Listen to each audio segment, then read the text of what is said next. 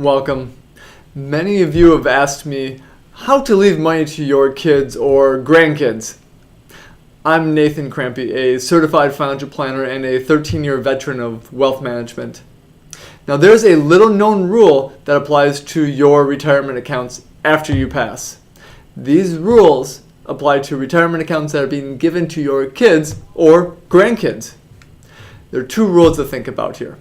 The first one is what I call your 5-year rule. Based upon the 5-year rule, a recipient, so basically your kids, may take distributions from their traditional IRA at any time, but must entirely liquidate the assets by December 31st of the 5th year after your passing.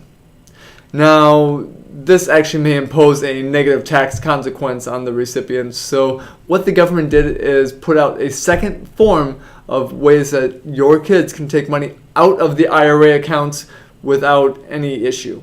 It's called the stretch provisions. And what this allows them to do is to stretch out over their lifetime basically the funds from the IRA.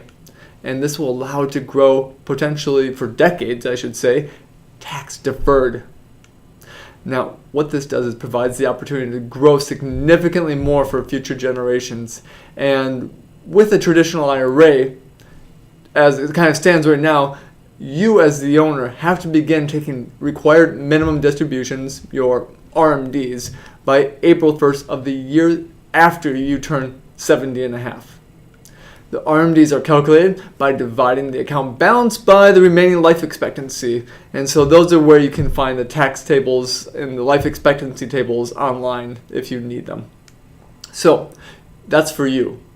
For your kids, or basically they can be of any age, and it's regardless of the type of IRA, they must take required minimum distributions based upon their life expectancy. Now, the younger the beneficiary, the lower their RMD, which allows more funds to be remaining in the IRA, and at this point it can stretch over the course of their lifetime. Another way to look at this, though, is by using a trust, which can actually elect these stretch IRA provisions for them. Now, if you are thinking about using a trust as basically a beneficiary to the IRA accounts, you're going to want to be familiar with the requirements that are called see-through provisions. Meeting these requirements is the only way that the valuable stretch advantage can be used as part of the trust beneficiaries.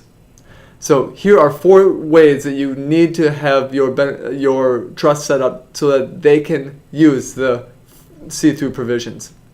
Number 1, the trust must be valid in the state that you're in. Secondly is that the trust must be irrevocable. Third thing to know here is that the beneficiaries of the trust are identifiable, and so it has to be a person. And the fourth requirement is that the required trust documents have to be provided by the trustee of the trust to the IRA custodian no later than October 31st of the year following the IRA's owner's death. So not everyone will benefit from naming a trust as the beneficiary of the IRA, but what it can do for you, outside of adding a layer of complexity and possibly sometimes excess taxes, those are some things to be considering. But what it can do for you is that it will allow you to have what I call control from the grave provisions. This is where you can help control things after your passing. If you would like to talk more, please feel free to give me a call and we can run through if a trust is going to be the most advantageous strategy for you. Take care. Enjoy the rest of the day.